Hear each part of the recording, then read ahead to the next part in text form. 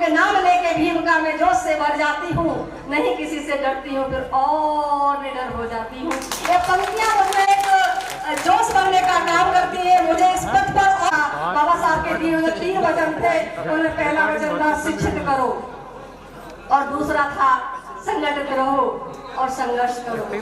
जब मैं अकेली लड़ रही थी 2019 में सस्पेंशन होने के बाद, तब मुझे ऐसा लग रहा था कि मैं क्या करूं। उस समय मुझे संगठन की याद आई, और संगठन की याद आई तब मुझे आदरणीय हमारे श्रद्धेय भीष्मपाल जी जो प्रांतीय अध्यक्ष महोदय हैं, उनके नेतृत्व में अपने सस्पेंशन को कोर्ट में जाने का सस्पेंशन के बाद जब संगठन की बात आई तो मैंने संगठन में आकर के प्रांतीय अध्यक्ष महोदय के नेतृत्व में अपने सस्पेंशन को न्यायालय में जाकर के चुनौती दी, और बहुत जल्दी वहां से मुझे बहाली मिली। उसके बाद मैंने पीछे मुड़ करके नहीं देखा। आप लोगों के इतने बाहुल्य, कह सकते हैं कि इतनी बड़ी संख्या में शिक्षकों का जब मैं हुजूम देखती हूँ तो मुझे लगता है कि अब हमारे संवैधानिक अधिकारों की कोई कटौती नहीं कर सकता। तो एक बार हमारी शिक्षक महासभा जिंदाबाद कह सकते हैं कि आज हमारे लिए ये जो संशोधन करना चाहूंगी, क्योंकि हम प्रबुद्ध वर्ग में आते हैं, अगर हम थोड़ी बहुत गलतियां करते हैं तो उसको हमें सुधार लेना समय पर सही रहता है। आज सावित्रीबाई फुले की जन्म जयंती है, न कि जन्म दिवस। जब कोई व्यक्ति संसार में रहता है सशरीर तो उसका हम जन्म दिवस मनाते हैं, जब वो दुनिया से रुखसत कर जाता है तो हम जन्म जयंती मनाते हैं। तो हमारी शिक्षा की नायिका सावित्रीबाई फुले की आज जन्म जयंती है। मैं सबसे नमन करती हूँ, और सही मायने में आज ये हमारे लिए शिक्षक दिवस ही है जो हमसे छीना गया है।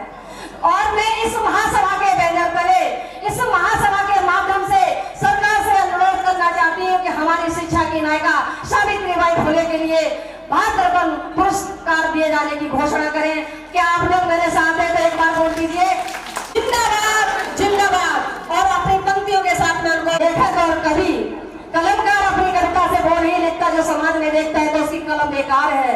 किसी शायर ने कहा भी है कि मौत के साए में लम बोलेगा कौन, और हम भी चुप रहे तो बोलेगा कौन। तो आज बोलने का समय है। मैं सावित्रीबाई फुले जी को नमन करना चाहूंगी और कहना चाहूंगी कि नारियों की वेदना को आंचल में समेटे रही, नारियों की वेदना को आंचल में समेटे रही, ऐसी माता सावित्री को करूं मैं नमन जी, माता फुले सावित्री को करूं मैं नमन जी। और सब जगह लुट गई, घूंघट में घुट गई।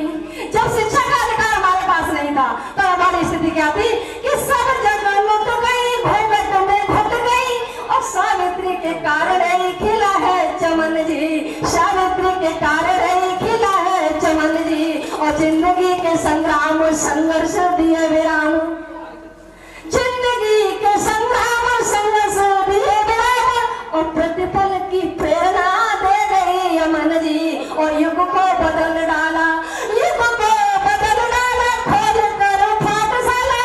माता सावित्रीबाई फुले के 1848 से लेकर के 1853 तक 18 विद्यालय घटना है जो हमसे दबाई गई, हमसे दूर रखी गई, लेकिन आज हम जागरूक होकर के दुनिया को दिखाने का संकल्प लेना हमें जरूरी है कि सब जगह लुट गई, घूंघट में घुट गई, सावित्री के कारण ही खिला है चमन जी। और जिंदगी के संग्राम संघर्ष दिए विराम, प्रतिपल की प्रेरणा दे गई अमन जी।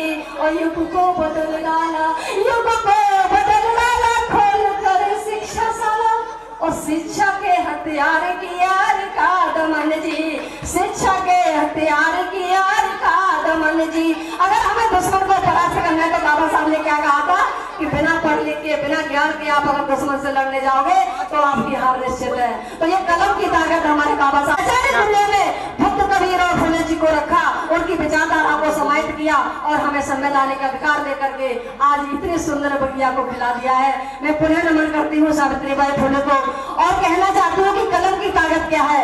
एक बार जर्मनी में एक व्यक्ति को गिरफ्तार कर लिया गया।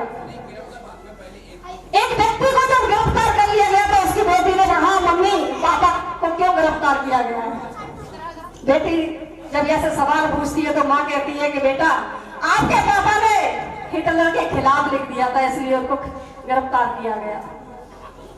बेटी बड़ी मासूम होकर के बोली, तो क्या हुआ मम्मी? पापा ने हिटलर के खिलाफ लिख दिया था, हिटलर पापा के खिलाफ लिख देता। मम्मी मुस्कुराते हुए बोली, बेटा अगर वो लिख लेता तो इतना खून खराबा क्यों कराता? तो ये ताकत है हमारी कलम में। आगे में क्या बोलूं, क्योंकि समय का अभाव है। दो पंक्तियों के साथ अपनी बात को खत्म करूं। अच्छे से पहले से भी सुना है और आपकी इसलिए मैं धरने में हमेशा आती रहूंगी। और जब शिक्षकों की बात आएगी, हमारे बीच में अभी शिवानी बहन खड़ी थी, मैं उनको भी बहुत बहुत साधुवाद उनका प्रकट करना चाहूंगी, आभार प्रकट करना चाहूंगी कि उन्होंने अपने संवैधानिक अधिकारों के लिए अपने जीवन को संघर्ष के पथ पर बढ़ा दिया है। आप लोग सब उस कड़ी में आ सकते हैं, क्योंकि अगर हमने कह सकते हैं कि रखना है बदरुद्दीन सोए का तो गलत का विरोध कर, रखना है बदरुद्दीन सोए का तो गलत का विरोध कर, तुम डरोगे जितना वो उतना डराएंगे, तुम क्यों कर डर? तैरती रही लाशें हमेशा लहरों पर, तैराक तो पार गए। तैरती रही लाशें हमेशा लहरों पर, तैराक तो पार गए। मृत्यु तो शाश्वत है आएगी, पर मरने से पहले तो न मर। मृत्यु तो शाश्वत है आएगी, पर मरने से पहले तो न मर। तो आज हमें संकल्प लेना है कि हमें जिंदा रहते मरना नहीं है। हमें स्वाभिमान की खातिर अपने घर से निकलना पड़ेगा, चाहे वो हमारा कोई सा क्षेत्र हो, सामाजिक क्षेत्र हो, शैक्षिक क्षेत्र हो, राजनीतिक क्षेत्र हो। हमें अपने घर से सुख सुविधाओं को छोड़ के बाहर निकलना पड़ेगा। मैं बस आगे की पंक्तियों के साथ अपनी बात को खत्म करना चाहूंगी कि बिना तिरुपचन बाबा के आप आनंद के तौर पे मुझे प्रोत्साहित कर सकते हैं और माता सावित्रीबाई फुले के इस जन्म जयंती को और अच्छा महसूस कर सकते हैं। इन पंक्तियों ने ही मुझे सही मायने में एक पहचान दिलाई है कि शब्दों को सजाना संवारना क्या सीखा मैंने।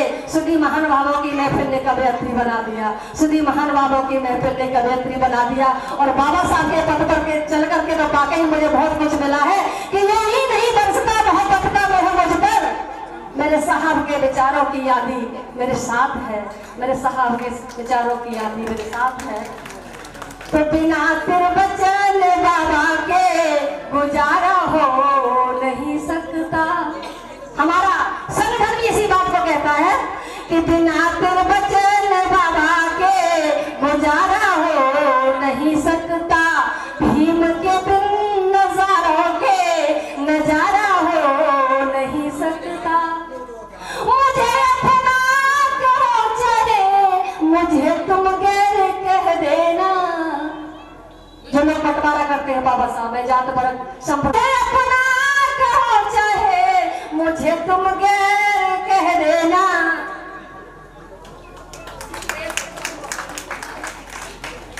मुझे अपना कहो चाहे मुझे तुम गैर कह देना। जो बाबा भीम का नहीं हमारा हो नहीं सकता। जो बाबा भीम का नहीं हमारा हो नहीं सकता। बाबा भीम के होने का मतलब है उनकी विचारधारा को अपने जहन में शामिल करना, उस विचारधारा पर चलना। और मेरे बीच में कह सकते हैं कि जिस प्रकार मां सावित्रीबाई फुले को आगे बढ़ाने में हाथ था ज्योतिबा फुले जी का, ऐसे ही मेरे जीवन में भी सही कह सकते हैं मेरे पापा आज मेरे साथ आए। उन्होंने मुझे कह सकते हैं कि उन्होंने हमेशा मुझसे कहा शिक्षा शेरनी का दूध है, जो पिएगा सो दहाड़ेगा। पापा का पिलाया हुआ वो दूध आज वाकई में बहुत काम आ रहा है। और ज्योतिबा फुले जी की तरह मेरे साथ चलने वाले मेरे जीवन साथी श्रद्धेय अमृतपाल जी हमारे साथ हमेशा रहते हैं। मैं उनको भी नमन करती हूँ, उनका बहुत बहुत साधुवाद देती हूँ कि आप हमेशा ऐसे ही मुझे प्रोत्साहित करते रहे और आप सभी का ऐसा इसलिए मुझे मिलता रहे। इसी के साथ अपनी बात को विराम देती हूँ।